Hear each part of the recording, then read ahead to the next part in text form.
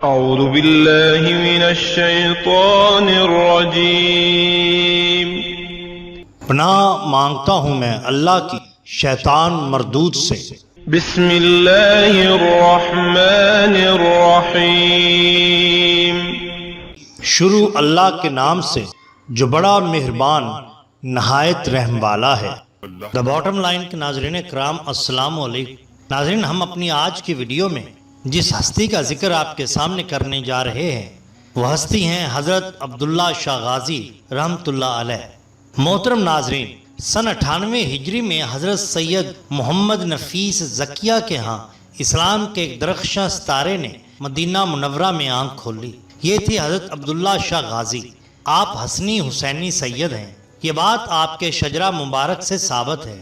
آپ کے شجرہ نسب پر نظر ڈالنے سے معلوم ہوتا ہے کہ حضرت عبداللہ شاہ غازی کتنی قدیم ہستیوں میں سے ایک ہیں۔ آپ ہیں سید ابو محمد عبداللہ یعنی عبداللہ شاہ غازی، سید محمد ذو نفس الزکیہ بن سید عبداللہ محض بن سید مثنی بن امام حسین علیہ السلام بن حضرت امیر المومنین علی ابن ابی طالب علیہ السلام۔ حضرت حسن مثنی کی شادی حضرت سیدہ فاطمہ کبریٰ بنت حضرت امام حسین علیہ السلام سے ہوئی، اسی وجہ سے آپ حسنی حسینی سید ہیں۔ تحقیقات سے پتہ چلتا ہے کہ آپ کی تعلیم و تربیت اپنے والد صاحب کے زیر سایہ مدینہ منورہ میں ہی ہوئی۔ آپ علم حدیث پر عبور رکھتے تھے اور کچھ مورخین نے باقاعدہ آپ کو محدث تک بھی لکھا ہے۔ بنو امیہ کی حکومت زوال پذیر ہو چکی تھی جب سن 138 ہجری میں آپ کے والد گرامی نے مدینہ منورہ سے علوی خلافت کی تحریک شروع کی۔ اپنے بھائی حضرت ابراہیم بن عبداللہ کو اس ضمن میں بصرہ روانہ کیا۔ اس زمانے میں سادات کے ساتھ انتہائی ظلم کا رویہ روا رکھا گیا تھا۔ اس ظلم کے کئی ایک واقعات بہت مشہور ہیں، جن میں حضرت ابراہیم کا واقعہ خاص طور پہ مشہور ہے، جب آپ کو انتہائی بے دردی کے ساتھ دیوار میں زندہ چن دیا گیا۔ یہ دیوار آج بھی بغداد میں مشہور ہے۔ حضرت ابراہیم انتہائی وجیح اور حسین و جمیل تھے، جس کی وجہ سے آپ کا لقب تیباج مشہور ہوا۔ عبداللہ شاہ غازی کے والد نے آپ کو اپنے بھائی حضرت ابراہیم کے پاس بصرہ بھیجا اور آپ وہاں سے ہوتے ہوئے سندھ کی جانب روانہ ہوئے۔ ابن کثیر نے تاریخ الکامل جلد 5 میں لکھا ہے کہ آپ منصور کے دور میں سندھ تشریف لائے۔ تحفۃ الکریم کے مصنف شیخ ابو تراب نے آپ کی سندھ میں موجودگی ہارون رشید کے دور سے منسوب کی ہے۔ آپ کی سندھ آمد کے ضمن میں 2 قسم کے بیان تاریخ سے ثابت ہیں۔ ایک یہ کہ آپ تبلیغ اسلام کے لیے تشریف لائے اور دوسرے یہ کہ آپ علوی خلافت کے نقیب کی حیثیت سے باقاعدہ طور پر تاجر کے روم میں آپ یہاں تشریف لائے۔ تاجر اس لیے کہہ رہا ہوں کہ آپ جب سندھ آئے تو اپنے ساتھ گھوڑے بھی لائے تھے۔ آپ نے یہ گھوڑے اپنے کم و بیش 20 مریدوں کے ہمراہ کوفہ سے خریدے تھے۔ آپ کی آمد پر یہاں کے مقامی لوگوں نے آپ کو خوش آمدید کہا اور سادات کی ایک شخصیت کو اپنے درمیان میں پا کر بہت عزت اور احترام کا اظہار کیا۔ آپ 12 برس تک اسلام کی تبلیغ میں سرگردہ رہے اور مقامی آبادی کے سینکڑوں لوگوں کو مشرف بے اسلام کیا۔ یہ تو ہے کہانی ظاہرہ حالات کی، جن کو تاریخ الکامل ابن کثیر نے یا طبری وغیرہ نے قلم بند کیا ہے، لیکن ایک عظیم ہستی جو حسنی حسینی سید ہے، حضرت علی علیہ السلام کی اولاد ہے، باطنی شاہ سوار سے کیسے خالی ہو سکتی ہے؟ ایک زمانہ کب سے ان کے فیض سے سیراب ہو رہا تھا۔ ان کی باطنی زندگی پر ابھی کسی نے کچھ نہیں لکھا۔ شاید اس کی وجہ سے ان کی اپنی تحریریں یا ان کے کسی ہم عصر کی ان کے بارے میں کوئی تحریریں دستیاب نہیں ہیں، اور شاید اسی وجہ سے وہ بہت پہلے اولیاء کراموں میں سے ایک ہیں۔ یہ ان کا مزار پر انوار مرجع خلائق بنا ہوا ہے۔ یہ ویسے تو نہیں ہے کہ ولایت حضرت علی کرم اللہ وجہ الکریم کی مرہون منت ہے، وہی اس کا منبع ہے۔ یہ کسی نے نہیں لکھا اور کسی نے نہیں کہا کہ جو امانت حضرت علی کرم اللہ وجہ الکریم سے سینہ بہ سینہ چلی وہ ان کے حصہ میں نہیں آئی۔ شہادت ان کے آباء و اجداد میں چلی آ رہی ہے۔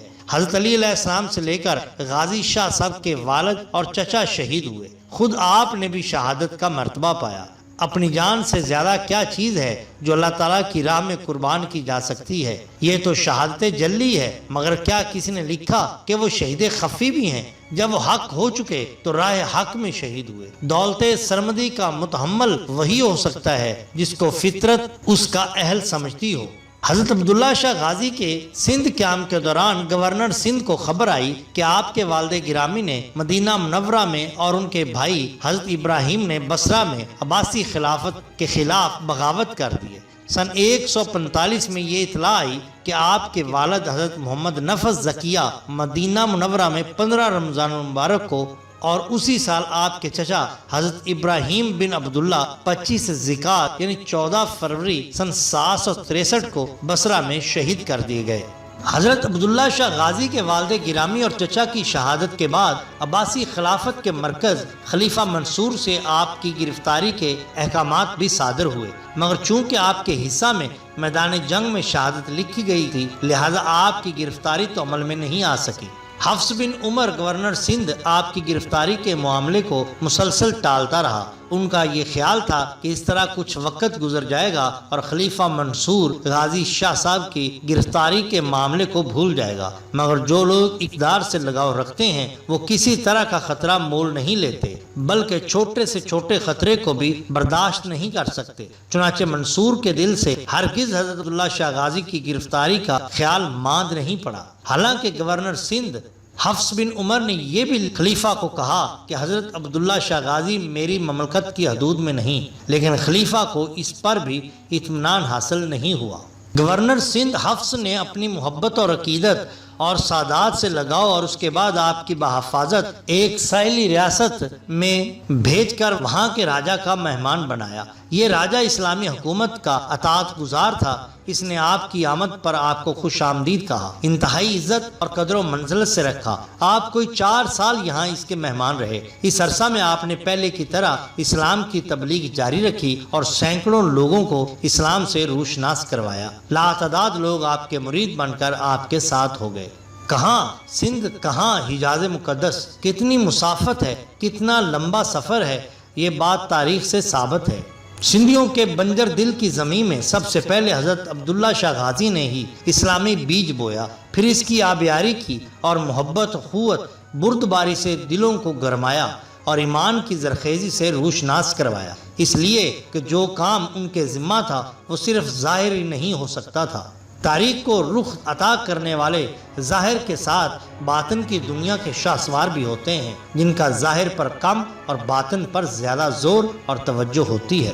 دراصل ان ہستیوں کے لیے اس دارالعمل میں جس جگہ کا انتخاب کیا ہوتا ہے وہاں ان کے لیے اسباب بھی مہیا ہوتے ہیں۔ گورنر سندھ عمر بن حفص کا مطیع ہونا، آپ کی گرفتاری کے خلیفہ منصور کے احکامات کو ٹالنا، آپ کو بحفاظت دوسری ریاست میں بھیجنا، یہ سب غیبی اعانت تھی، یعنی غیبی مدد تھی اور آپ کے عمل کی تائید تھی۔ اگرچہ عباسی خلیفہ منصور آپ سمیت تمام سادات کے قتل کے در پہ تھا، اس نے اطلاع ملنے پر بارہا حضرت عبداللہ شاہ غازی کو گرفتار کرنے کے احکامات دیے، لیکن فطرت نے جو کام آپ سے لینا تھا اس کے لیے پورا اہتمام کیا۔ ایک ایسا گورنر سندھ متعین ہوا جو آپ کی تعظیم اور خیال رکھتا تھا اور کسی قیمت پر آپ کو گزند نہ پہنچانا چاہتا تھا، بلکہ ان نیک بخت گورنر یعنی عمر بن حفص نے آپ کے ہاتھ پر بیعت کر لی اور وہ در پردہ آپ کی حمایت کرتا رہا۔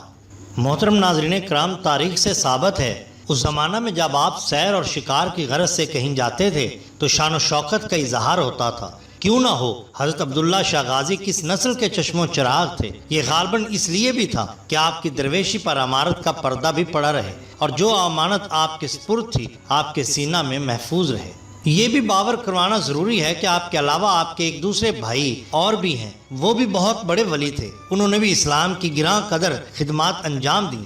آپ کا مزار مراکش میں ہے اور وہاں کا سب سے معروف مزار ہے اور وہاں مرجع خلائق بنا ہوا ہے، اس کا تذکرہ بھی تاریخ اسلام میں موجود ہے۔ ناظرین، جب کسی کے حالات زندگی لکھتے ہیں تو متعلقہ تمام کتب و رسائل، خطوط اور تحریروں وغیرہ کا حوالہ دینا ہوتا ہے تاکہ حالات و واقعات کی تصدیق میں آسانی ہو اور سننے والے پر ہر بات صاف ہو جائے۔ مگر باطن کی بات لکھنے پر کس چیز کا حوالہ دیں، کون سا ثبوت دیں؟ اگر باطنی ثبوت دے بھی دیا جائے تو کون اس کی تصدیق کرے گا؟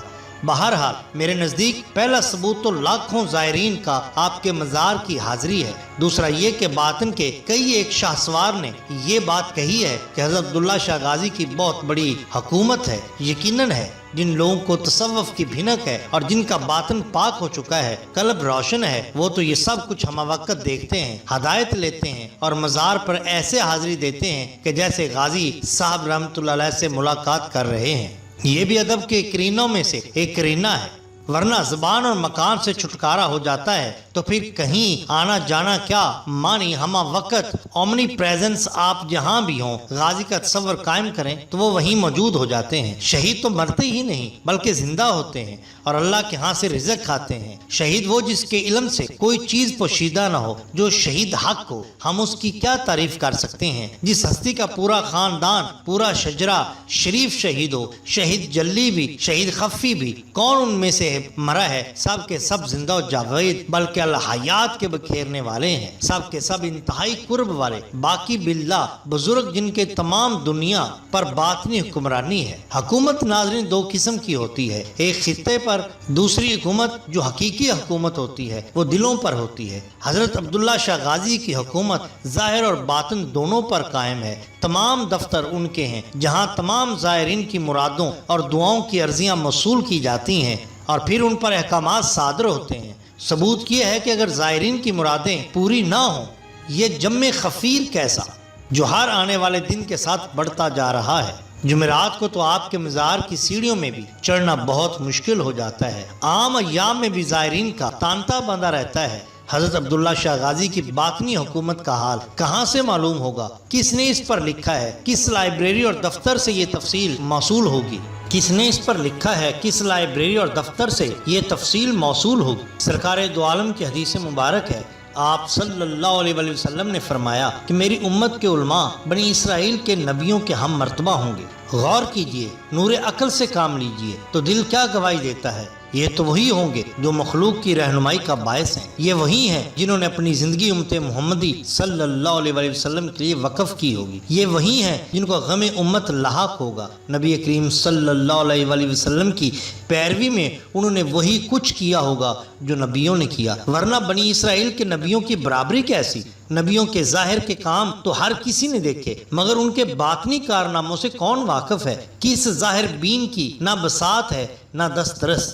ہاں، باطنی شاہ سواران رازوں سے واقف ہوتے ہیں اور کبھی کبھی بقدر ضرورت ان پر سے پردہ بھی اٹھا دیتے ہیں۔ یہ سب کچھ عین حق ہوتا ہے، مگر چونکہ عقل کے دل دادے ہر چیز عقل کی کسوٹی پر رکھے بغیر یقین نہیں کرتے، ان کو کیسے یقین دلایا جائے؟ حالانکہ عقل حجاب ہے۔ ہاں، اگر کسی کو کار عقل عطا ہو تو وہ کسی حد تک ان کے رازوں کا رازداں بن سکتا ہے۔ خیر ناظرین اکرام، آپ روایتی جاہ و جلال اور شان سے معمول کی سیر اور شکار کی غرض سے جاتے تھے، کیونکہ آپ کے ساتھ بہت سارے مریدین بھی ہوتے تھے اور ساز و سامان بھی ہوتا تھا، لہذا آپ کا قافلہ لشکر کی شکل اختیار کر جاتا اور جہاں سے گزرتا گرد و غبار اڑاتا تھا، جیسا کہ ریگستانوں میں ہوتا ہے۔ یہ وہ زمانہ تھا جب کہ عمر بن حفص کو گورنر سندھ کے منصب سے سبکدوش کر دیا گیا تھا۔ جیسا کہ پہلے میں بول چکا کہ انہوں نے حضرت عبداللہ شاہ غازی کی تعظیم اور ادب اور خیال و احترام کی خاطر نہ صرف یہ کہ ان کی حفاظت فرمائی بلکہ ان کو محفوظ جگہ پر منتقل بھی کر دیا۔ عمر بن حفص کو ان کی تعیناتی کے دوران بار بار خلیفہ منصور سے ایسے احکامات ملتے تھے جن میں حضرت عبداللہ شاہ غازی بابا صاحب کی گرفتاری صادر ہوتی تھی، مگر آپ نے انہیں گرفتار کرنے کی بجائے لیت و لال اور ٹال مٹول سے کام لیا اور ایسے احکامات کو ہمیشہ نظر انداز کیا۔ آپ کی سبکدوشی کی ایک وجہ یہ بھی ہو سکتی ہے، بلکہ ان کے احکامات سے آپ کا ایمان سادات پر زیادہ مضبوط ہوتا رہا۔ اس کے علاوہ جیسا کہ ہوتا آ رہا ہے کہ حاکم وقت کو ورگلانے والے ہر طرح کے ہتھکنڈے استعمال کرتے رہے کہ کسی طرح حضرت غازی شاہ صاحب کو گرفتار کر کے منصور عباسی کے سپرد کر دیا جائے، مگر ان سب کا بھی عمر بن حفص پر الٹا اثر ہوتا رہا اور وہ دن بدن حضرت عبداللہ شاہ غازی سے زیادہ محبت، زیادہ لگاؤ، زیادہ خلوص کے جذبات رکھنے لگا۔ آپ کے مقدر میں جو سب سے بڑا مرتبہ تھا، اب اس کے عطا کا وقت تک بھی آ پہنچا تھا۔ خلیفہ منصور نے حشام بن عمر کو سندھ کا گورنر مقرر کیا اور اسے بھی غازی شاہ صاحب کی گرفتاری کے احکامات دیے۔ سن 151 ہجری کا سال تھا جب سندھ کے علاقے سے بغاوت کا علم بلند ہوا تو گورنر نے اپنے بھائی صفی بن حشام کو اس بغاوت کی سرکوبی کے لیے روانہ کیا۔ جب صفی دریائے مہران یعنی دریائے سندھ کے کنارے پہنچا تو اس نے حضرت عبداللہ شاہ غازی صاحب کے ساتھیوں پر پوری فوجی ساز و سامان کے ساتھ حملہ کیا۔ حضرت عبداللہ شاہ غازی رحمۃ اللہ علیہ جو مسلمانوں کی اتحاد اور قوت کے علمبردار تھے، کبھی مسلمانوں کے خلاف تلوار اٹھانے اور ان کو آپس میں لڑانے کا سوچ بھی نہیں سکتے تھے، مگر ان پر جنگ مسلط کر دی گئی تو انہوں نے اپنے اور اپنے مریدین کے تحفظ کے لیے مقابلے کا قصد کیا۔ آپ اور آپ کے ساتھیوں نے خوب مقابلہ کیا، حتیٰ کہ دشمن کے قدم اکھڑ گئے اور ان کی فوج بھاگ کھڑی ہوئی، تاہم آپ کے ساتھیوں کو بھی نقصان پہنچا۔ لڑائی کے دوران کسی ظالم کے وار سے آپ زخمی ہو کر گر پڑے اور شہید ہو گئے۔ انا للہ و انا الیہ راجعون۔ جو لوگ صاحب نسبت ہیں وہ تو سمجھ سکتے ہیں کہ اگر مرشد کی طبیعت ناساز ہو جائے تو مرید پر کیا گزرتی ہے، اگر مرشد کا وصال ہو جائے تو کیا قیامت کا سماع ہوتا ہے۔ وہاں تو مریدوں کی موجودگی میں مرشد کو تلوار کے وار کر کے شہید کر دیا گیا، جسے تمام مریدین انتہائی رنجیدہ اور دل گرفتہ ہو گئے۔ آپ کے بچ جانے والے جانثار مریدین نے آپ کے جسد خاکی کو فوراً چھپا لیا، اس خوف سے کہ کہیں دشمن دوبارہ نہ پلٹے۔ آپ کے جسد خاکی کو اٹھا کر چھپتے چھپاتے ایک اونچی پہاڑی پر پہنچایا اور یہیں آپ کا مدفن بنایا۔ یہ جگہ جو اس وقت ایک گاؤں تھا آج ایک معروف بین الاقوامی مقام ہے۔ ایک اسلامی مملکت کا سب سے بڑا ساحلی شہر کراچی ہے۔ اس کی آبادی کا ایک حصہ کلفٹن کہلاتا ہے جس میں آپ کا مزار ہے۔ فطرت نے تقریباً 1300 سال پہلے اس شہر کے لوگوں کے لیے ایک ایسی ہستی کا مسکن بنوایا جہاں 1 کروڑ کی آبادی کا ایک بڑا حصہ حاضری دیتا ہے، مرادیں حاصل کرتا ہے، روحانی فیض پاتا ہے اور سکون لے کر جاتا ہے۔ محترم ناظرین اکرام، اگر آپ کو ہماری یہ ویڈیو پسند آئی ہے تو لائک کیجیے اور سبسکرائب کیجیے تاکہ ہم آپ کے لیے اس کا دوسرا حصہ بھی جلد از جلد پیش کر سکیں۔ آپ کا بہت شکریہ۔ اپنے دوستوں کا بہت خیال رکھیے۔ اللہ اور اللہ کے رسول صلی اللہ علیہ وسلم سے بہت محبت کیجیے۔ آپ کا بے حد شکریہ۔ اللہ حافظ۔